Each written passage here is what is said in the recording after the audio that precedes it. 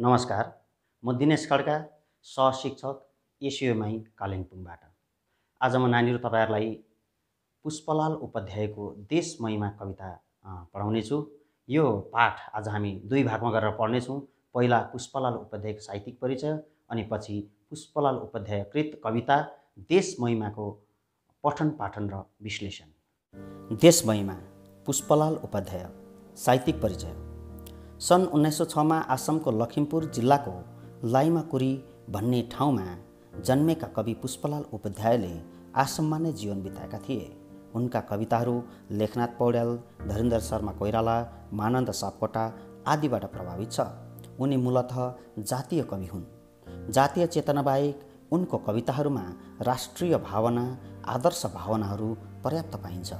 जातीय जागरणको स्वर, राष्ट्रप्रेम, समाज सुधारको भावना, जनचेतना, क्रान्तिकारी विचार र प्रकृति चित्रण उनका कविताको मूलभूत विशेषताहरू हुन्। उनका कविताहरू उपदेशमूलक र शिक्षाप्रद पनि छ। पुष्पलाल उपाध्यायले छन्दमा कविता लेख्छन्, तर उनका कविताहरू अप्ठ्यारा र नबुझ्ने भने पटक्कै हुँदैन। सरल, सरस र सजिलै बुझ्ने हुन्छ। यो नै उनको विशेषता हो। उनका फुटकर रचनाहरू गोर्खा, भारती, प्रवाद, ब्रह्मपुत्र, धरती, नौलो पाइलो, हिमानी आदि विभिन्न पत्र पत्रिकाहरूमा प्रकाशित भएको छ। उनको कविता सङ्ग्रह उषा मञ्जरीको निम्ति सन् 1988 मा साहित्य अकादमी पुरस्कारले सम्मानित गर्यो। उनको निधन आसामको लखिमपुरमा नै 30 डिसेम्बर सन् 1979 मा भयो। प्रकाशित कृति उषा मञ्जरी कविता सङ्ग्रह, पुष्पाञ्जली कविता सङ्ग्रह आदि हुन्। कवि पुष्पलाल उपाध्यायको साहित्यिक परिचयसँग सम्बन्धित बहुविकल्प प्रश्न अथवा मल्टिपल चोइस क्वेसन। प्रश्न सङ्ख्या 1, कवि पुष्पलाल उपाध्यायको जन्म कहाँ भएको थियो? 2, कवि पुष्पलाल उपाध्यायको जन्म कहिले भएको थियो? 3, कवि पुष्पलाल उपाध्यायलाई कुन कृतिको निम्ति साहित्य अकादमी पुरस्कार दियो? 4, कवि पुष्पलाल उपाध्यायलाई कहिले साहित्य अकादमी पुरस्कार दियो? 5, कवि पुष्पलाल उपाध्यायको निधन कहिले भयो? कविताको पठन र विश्लेषण। पंक्ति सङ्ख्या 1, हाम्रो देश विशाल भारत, यहाँ एउटै छ बगैँचाभरि, धेरै जाति र धर्म प्राण जनता बस्छन् गुजारा गरी, भाषा भेष विभिन्न संस्कृति कला साहित्य धारा यहाँ, मौलाई महकाउँछन् थरीथरी स्वाधीन यो देशमा। विश्लेषण। हाम्रो देश भारतवर्ष एक सुन्दर फुलबारी वा बगैँचा जस्तै छ। जसरी फुलको बगैँचामा विभिन्न प्रकारका फुलहरू फुलिरहेका हुन्छन्, उसरी नै फुलबारी रूपी हाम्रो देश भारतवर्षमा पनि विभिन्न जाति धर्मका मानिसहरू जीवनयापन गर्दै बसोबासो गर्छन्। विभिन्न भाषा, संस्कृति र धर्म भएका मानिसहरूका आआफ्नै प्रकारका कला, साहित्य र संस्कृति छ। यी भिन्न भिन्नै जाति, धर्म, भाषा भए तापनि मिलेर अति सहजता साथ सुन्दर जीवन बाँचेका छन्। पंक्ति सङ्ख्या 2, हाँगा पात लता अनेक थरीका छन्, फुल झुप्पा झुप्पा तर एउटै छ मातृभूमि सबको स्वाधीन यो भारत। इच्छा मानिसको त के ऋषिहरू ती स्वर्गका देवता, तम्सिन्छन् यहीँ बस्नलाई वसुधा छन् पूर्ण ऐश्वर्यता। विश्लेषण। जसरी एउटा फुलबारीमा विभिन्न फुलहरूको बोट हुन्छ अनि ती फुलहरूका हाँगा पात आदि भिन्न भिन्नै प्रकारको हुन्छ, तर सबैमा सुन्दर सुन्दर फुलहरू फुलेका हुन्छन्, उसरी नै हाम्रो देश भारतमा पनि धेरै मानिसहरूको भाषा, साहित्य, संस्कृति र धर्म बेग्ला बेग्लै भए पनि यो स्वाधीन देशमा मिलेर बसेका छन्। यस देशका मानिसहरू मिलेर बसी सुन्दर जीवन बाँचेका छन्, कारण यहाँ मानिसहरू मात्र होइन तर स्वर्गको ऋषि मुनिहरू अनि देवताहरू पनि यही जन्मे जीवन बिताउन चाहन्छन्। पंक्ति सङ्ख्या 3, ज्ञानी वीर सुधी प्रवीण प्रतिभाशाली सुसन्तानले आमालाई सुखी गराउन निकै ठुलो प्रतिज्ञा गरे। सेवा, सत्य, दया र त्याग तपको एकान्त कर्मस्थल, हाम्रा रत्न विभूतिका कृतिहरू छन् धेर चारतिर। विश्लेषण। यस भारतवर्षको ज्ञानी, वीर, सुधी, प्रवीण वा दक्ष सन्तानहरूले आफ्नो देश भारतवर्षलाई सुखी र सम्पन्न बनाउन एक ठुलो प्रतिज्ञा गरे। देशमा त्याग र बलिदानद्वारा दया र सत्यको स्थापना गरी देशलाई नै कर्मस्थल बनाउने विचार गरे। ती ज्ञानी वीर देशका सन्तानहरूको सुन्दर काम वा कृतिहरू आज देशभरि नै छन्। नाना साधन शक्तिका किरणले यो देश आलोकित। यो हो सात्विक साधना सुपथको सत्सङ्ग सत्याश्रय। खारी मानव कर्म शक्ति प्रतिभा चम्केर ज्योतिर्मय पारी पूर्ण प्रकाश शान्ति पथमा पुग्दछन् महामानव। विश्लेषण: विभिन्न प्रकारको शक्तिको स्रोत यस देशमा छन्। यही शक्तिहरूले देश उज्यालो भएको छ। यो सात्विक र आध्यात्मिक शक्तिको साधन र सत्सङ्गद्वारा यहाँका विद्वान जन सत्यको नजिकमा छन्।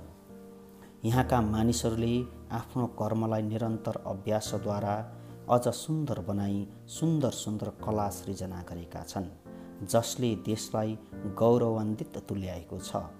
शान्तिको पथमा हिँडेर कर्मद्वारा देशलाई प्रकाशपूर्ण बनाउँदै यहाँका मानिसहरू महामानव तुल्य भएका छन्। कविताको मूल भाव: हाम्रो देश भारतवर्ष एउटा बगैँचा जस्तो छ। यहाँ विभिन्न प्रकारको धर्म, जाति र संस्कृतिका मानिसहरू मिलेर बसोबास गर्छन्। यसै कारण हाम्रो देश अति सुन्दर छ। हाम्रो देश शान्ति, सुन्दर, ऐश्वर्य सम्पन्न भएकोले नै यहाँ ऋषिमुनि, ज्ञानी र स्वर्गका देवताहरू पनि जन्मन चाहन्छन्। ज्ञानी, वीर, प्रवीण र दक्ष मानिसहरूले आफ्नो मातृभूमिलाई सुसम्पन्न बनाउन प्रतिज्ञा गर्दै आफ्नो त्याग र बलिदानद्वारा सत्य र दया स्थापित गर्न सेवा गरे। उनीहरूकै कर्मको सुन्दर फल आज देशको चारैतिर पाइन्छ। हाम्रो देशको महाज्ञानी ऋषि मुनिहरूको सत्कर्मले यस देशलाई गौरवान्वित तुल्याएको छ। उनीहरूको आध्यात्मिक कर्मकै कारण हाम्रो देशमा सत्य स्थापित छ। उनीहरूकै सत्कर्म र सद्विचारहरूद्वारा यस देशका मानव वा मानिसहरू महामानव वा स्वच्छ र पवित्र भएका छन्। शब्दार्थ: महिमा, प्रशंसा, गुजारा, जीवन धान्नु, महकाउँछन्, बासना आउनु, सुगन्धित हुनु, फैलिनु। संस्कृति, सफा, सुन्दर र उज्यालो बनाउनु, निखार ल्याउनु। कला, कुनै काम राम्ररी गर्नु, महकाउनु, बासना आउनु, सुगन्ध फैलिनु। वसुधा, धरती, पृथ्वी। ऐश्वर्य, धन, सम्पत्ति, सुख, समृद्धि। प्रवीण, सिपालु, निपुण, कुशल। कर्मस्थल, कर्मभूमि, काम गर्ने ठाउँ। विभूति, देशका निम्ति उल्लेखनीय योगदान दिने व्यक्ति, देशको निम्ति राम्रो काम गर्ने मान्छे। आलोकित, उज्यालो, चम्किलो। सात्विक, राम्रो गुणले भरिएको, सत्व गुण मात्र भएको। ज्योतिर्मय, ज्योतिले भरिएको, प्रकाशमय, झलझल प्रकाश भएको। बहुविकल्पी प्रश्न: माध्यमिक परीक्षामा आउन सक्ने सम्भावित बहुविकल्पी प्रश्न अथवा मल्टिपल चोइस क्वेसन।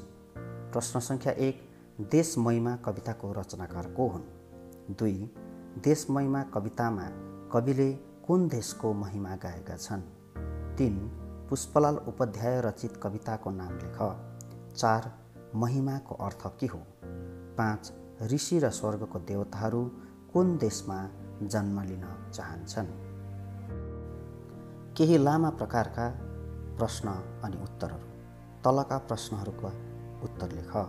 प्रश्न संख्या 1: भाषा, भेष, विभिन्न संस्कृति, कला, साहित्य, धारा यहाँ मौलाई महकाउँछन् थरीथरी स्वाधीन यो देशमा। क. उपर्युक्त पद्यांश कुन पाठबाट उद्धृत गरिएको हो? उत्तर: उपर्युक्त पद्यांश देश महिमा कविताबाट उद्धृत गरिएको हो।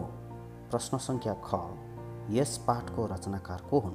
उत्तर: यस पाठको रचनाकार कवि पुष्पलाल उपाध्याय हुन्। प्रश्न संख्या ग: यहाँ यो देशमा भनेर कुन देशको कुरा गरिएको हो? उत्तर: यहाँ यो देशमा भनेर भारतवर्षको कुरा गरिएको हो। प्रश्न संख्या घ, उपर्युक्त पद्यांशको भाव स्पष्ट पार्नुहोस्। उत्तर, उपर्युक्त पद्यांश देश महिमा कविताबाट निकालिएको हो। यस कवितामा कवि पुष्पलाल उपाध्यायले हाम्रो देश भारतवर्षको महिमा गाएका छन्। यस कवितामा राष्ट्रिय भाव प्रकट गरेका छन्। यस पद्यांशमा उनी भन्छन्, हाम्रो देशमा विभिन्न भाषा, जाति, वेशभूषा, धर्म, संस्कृति भएको मानिसहरू शान्तिसँग बसोबासो गर्छन्। उनीहरूका कला, संस्कृति अति सुन्दर छ।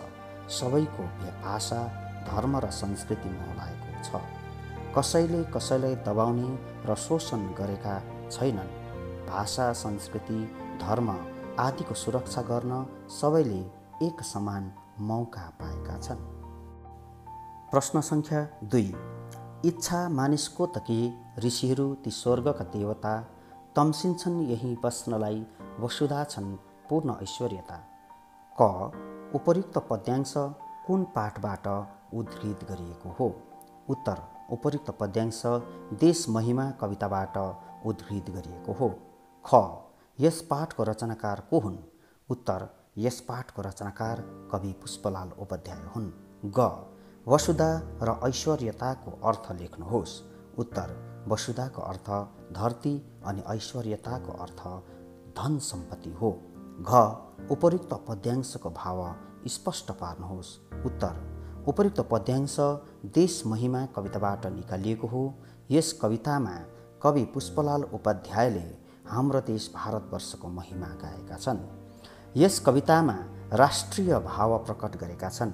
देश महिमा कविताको यस पद्यांशमा उनी भन्छन्, हाम्रो देश भारतवर्ष अति सुन्दर छ। हाम्रो देशको यो सुन्दरतादेखि मानिस, ऋषिमुनि र देवताहरू मोहित छन्। यस देशको सुख, शान्ति, सौन्दर्य र ऐश्वर्य देखेर मानिसहरू त के, ऋषिमुनिहरू अनि स्वर्गका देवताहरूले पनि यस देशमा जन्म लिन चाहन्छन्। प्रश्न संख्या 3, सेवा, सत्य, दया र त्याग तपको एकान्त कर्मस्थल हाम्रा रत्न विभूतिका कृतिहरू छन् धेर चारैतिर। क, उपर्युक्त पद्यांश कुन पाठबाट उद्धृत गरिएको हो? उत्तर, उपर्युक्त पद्यांश देश महिमा पाठबाट उद्धृत गरिएको हो। ख, यस पाठको रचनाकार को हुन्? उत्तर, यस पाठको रचनाकार कवि पुष्पलाल उपाध्याय हुन्। ग, यहाँ एकान्त कर्मस्थल भनेर कुन देशलाई भनिएको हो? उत्तर, यहाँ एकान्त कर्मस्थल भनेर हाम्रो देश भारतवर्षलाई भनिएको हो। ग, माथिको कविता पंक्तिको भाव स्पष्ट पार्नुहोस्। उत्तर, उपर्युक्त पद्यांश देश महिमा कविताबाट निकालिएको हो। यस कवितामा कवि पुष्पलाल उपाध्यायले हाम्रो देश भारतवर्षको महिमा गाएका छन्। यस कवितामा राष्ट्रिय भाव प्रकट गरेका छन्। देश महिमा कविताको यस पद्यांशमा उनी भन्छन्, यो हाम्रो देश ऋषिमुनिहरूको निम्ति सेवा, सत्य, दया, त्याग र तप गर्न योग्यको छ। यहाँ एकान्त छ। यस ठाउँ कर्म गर्न चाहनेहरूको निम्ति कर्म गर्ने ठाउँ हो। ती कर्मयोगी वा कर्म गर्ने विद्वान जनले गरेका विभिन्न सुन्दर कर्महरूको सुन्दर फल वा कृतिहरू हाम्रो देशको चारैतिर छ। प्रश्न संख्या 4, नाना साधन शक्ति किरणले यो देश आलोकित, यो हो सात्विक साधन सुपथको सत्संग सत्याश्रय। क, उपर्युक्त पद्यांश कुन पाठबाट उद्धृत गरिएको हो? उत्तर, उपर्युक्त पद्यांश देश महिमा पाठबाट उद्धृत गरिएको हो। ख, यस पाठको रचनाकार को हुन्? उत्तर, यस पाठको रचनाकार कवि पुष्पलाल उपाध्याय हुन्। ग, यो देश कसरी आलोकित भएको छ? उत्तर, ज्ञानी, ऋषिमुनि, कर्मयोगी, विभूति, प्रतिभाशाली देशका सन्तानका सुन्दर कर्म र कृतिहरूद्वारा यस देश आलोकित भएको छ। घ, माथिको कविता पंक्तिको भाव स्पष्ट पार्नुहोस्। उत्तर, उपर्युक्त पद्यांश देश महिमा कविताबाट निकालिएको हो। यस कवितामा कवि पुष्पलाल उपाध्यायले हाम्रो देश भारतवर्षको महिमा गाएका छन् अनि राष्ट्रिय भाव प्रकट गरेका छन्। देश महिमा कविताको यस पद्यांशमा उनी भन्छन्, ज्ञानी, ऋषिमुनि, विभूतिहरूले विभिन्न साधन गरी ज्ञान प्राप्त गरेर सुन्दर कर्म गरी यस देशलाई उज्यालो पारेका छन्। उनीहरूको कर्मद्वारा देशको गौरव बढेको छ। उनीहरूको सुकर्म वा राम्रो गुणले भरिएको कर्महरूले हाम्रो देशले सत्य प्राप्त गरेका छन्। र विद्यार्थीहरू, आज हामीले पुष्पलाल उपाध्यायद्वारा रचित कविता देश महिमाको पठन पाठन अनि प्रश्नोत्तरहरू विषयमा चर्चा गऱ्यौँ। अब हामी अर्को श्रेणीको दिन अर्को क्लास चलाउँदा हामी अर्को विषयमाथि अर्को शीर्षकमाथि पठन पाठन गर्ने नै छौँ। तपाईँहरू घरमा बस्दै गर्नुहोला। हामी हाम्रो पठन पाठनको सेवाहरू पुर्याउनेछौँ। धन्यवाद। नमस्कार।